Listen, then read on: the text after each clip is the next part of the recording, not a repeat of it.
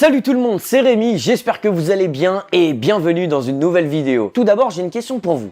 Si vous deviez citer un joueur, rien qu'un joueur qui, selon vous, est sous-coté de ces 10, 15, 20 dernières années, quel nom vous vient en tête? En France, le nom le plus cité par les joueurs professionnels, c'est celui d'Hatem Ben Arfa. Parfois, on le compare même à Messi, et comme vous le savez, Ben Arfa, il n'a pas eu la carrière de Messi.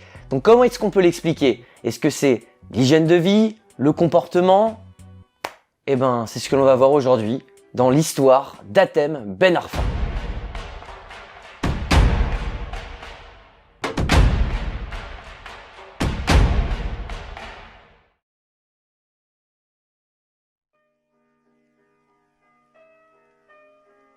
Hatem Ben Arfa est né le 7 mars 1987 à Clamart dans les Hauts-de-Seine. Il est le fils de Kamel et de Sonia Ben Arfa. Son père est un ancien footballeur international tunisien arrivé en France en 1973 pour travailler dans une fonderie. Il fait ses premiers pas dans le football à l'âge de 7 ans au club de Voltaire Châtenay-Malabry. Il intègre plus tard l'INF Clairefontaine en étant surclassé au sein de la promotion 1986. Cette promotion a été rendue populaire grâce au documentaire À la Clairefontaine, une série documentaire réalisée par Bruno Sevestre. Vous avez encore sûrement des souvenirs en tête de ce documentaire À la Clairefontaine, avec notamment cette célébrissime scène entre Hatem Ben Arfa et Abou Diaby.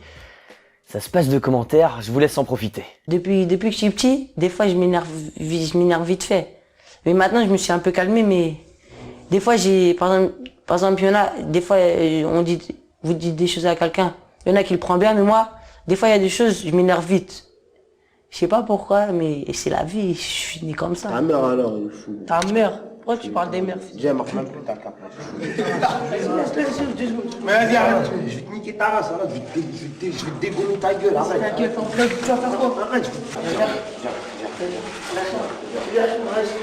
de pute, va, quand tu dis que tu vas faire de pute. Mon père, c'est ça, tu vas fils de pute. Tu vas fils de pute, d'accord? Attends, je me mets sur les jambes. Vas-y, casse ta boîte, toi, c'est ça. Cassez les gens. Eh, la vie, je comprends. Vas-y, casse un mec, dans mes mains, tu vas voir ce que je vais faire. Pose-toi de me dire mon père, c'est un fils de pute, tout ça. Et toute ta gueule maintenant. Tu vas voir. Là, j'ai pleuré, mais je suis niqué. Pousse-toi. Arrête ta tête aussi, putain.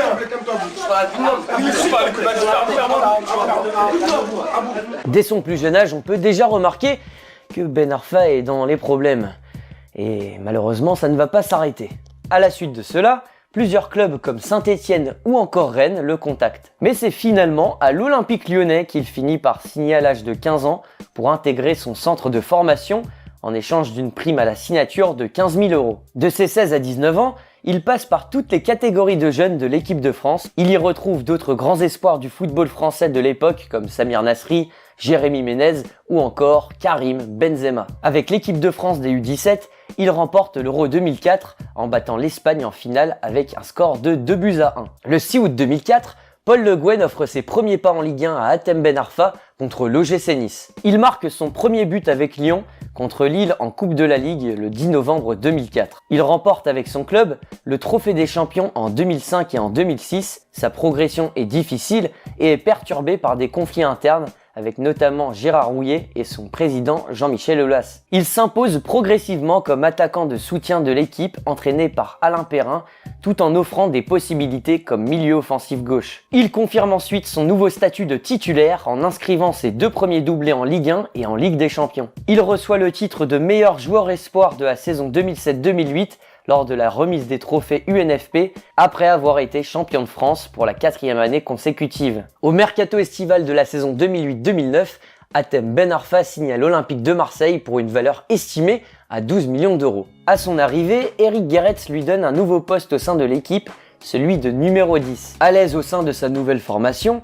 Ben Arfa marque son premier but dès son premier match à l'OM à la 15e minute de jeu face à Rennes. Mais malheureusement, ça ne pouvait pas continuer à se passer aussi bien, puisque Ben Arfa retombe dans ses travers de cohabitation avec certains de ses partenaires. Ben Arfa a notamment eu une altercation en début de saison avec Cissé et Mbami. Aussi, lors d'un match contre le PSG au Vélodrome, il refuse d'entrer en jeu pour protester contre son statut de remplaçant. À la fin du match, éclate une violente discussion entre Ben Arfa et Guéretz. Mais à la suite de cet incident, Ben Arfa enchaîne toutefois avec de bonnes performances face à l'AS Saint-Etienne et le PSV Eindhoven. En février 2009, il se querelle avec Karim Ziani, avec qui il est en concurrence. Les prémices des jours meilleurs pour Ben Arfa font leur apparition avec un coup franc contre le FC Twente qui qualifie son club pour les huitièmes de finale de la Ligue des Champions. Mais malheureusement, avec l'arrivée de Didier Deschamps, son avenir à l'OM semble incertain. Il est prêté 1 an à Newcastle avec une option d'achat estimée entre 5 et 6 millions d'euros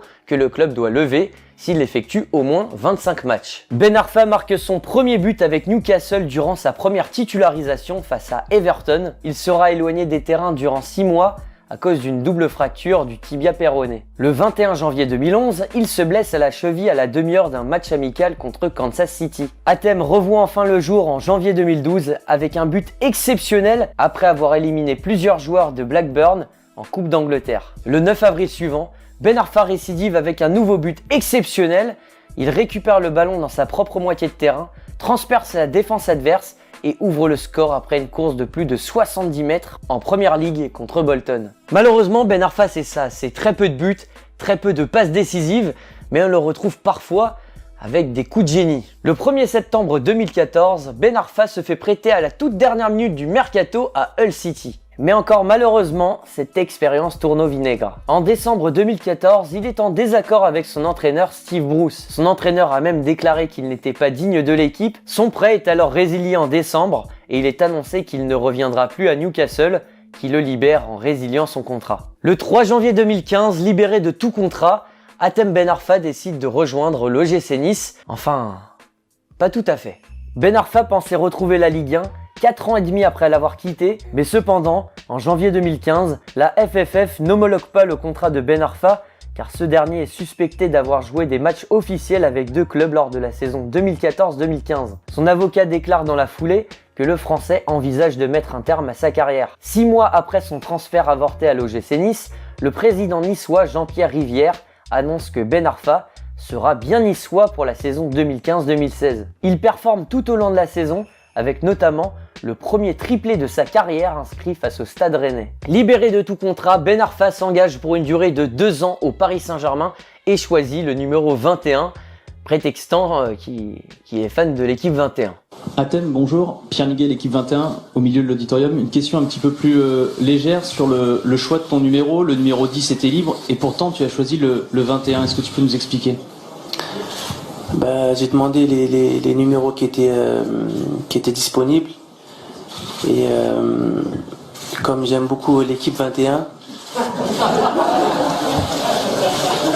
donc c'est pour ça que j'ai opté pour le 21.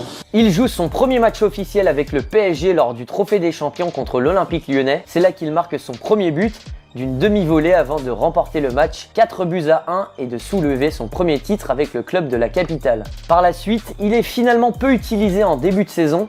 Ben Arfa n'est pas revenu en état de forme, il aurait eu 7 kilos en trop. Et selon certaines rumeurs, un membre du staff du PSG aurait retrouvé Ben Arfa sur le parking du camp des loges en train de bouffer un kebab. Ben Arfa est ensuite écarté du groupe à partir du 6 avril 2017 et ne joue plus aucun match de la saison. Encore une fois, libéré de tout contrat, Ben Arfa s'engage au Stade Rennais. Il dispute ses premières minutes sous le maillot breton en rentrant en jeu lors du premier match d'Europa League contre le FK Joblanek et il donne la victoire aux siens en transformant un penalty dans le temps additionnel. Dans les semaines qui suivent, Athème retrouve enfin son niveau de jeu. Le 27 avril 2019, il gagne la Coupe de France face au Paris Saint-Germain. Au micro de France 2, il déclare après le match qu'il ne faut jamais sous-estimer son adversaire.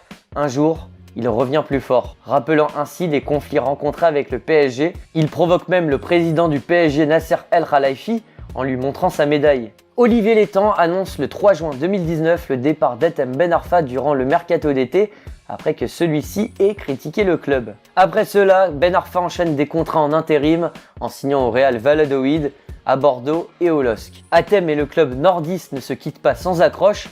Il aurait déclaré à Jocelyn Gourvenec « Toi et ton président êtes des tordus ». Et même après sa carrière, on parle encore de lui puisque Ben Arfa a fait condamner le club du PSG pour harcèlement moral.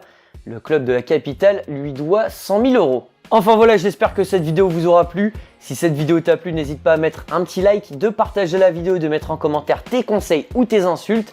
Et si l'on peut retenir quelque chose de cette vidéo et de la carrière de Ben Arfa, c'est qu'une carrière de footballeur ne se joue pas seulement sur les terrains.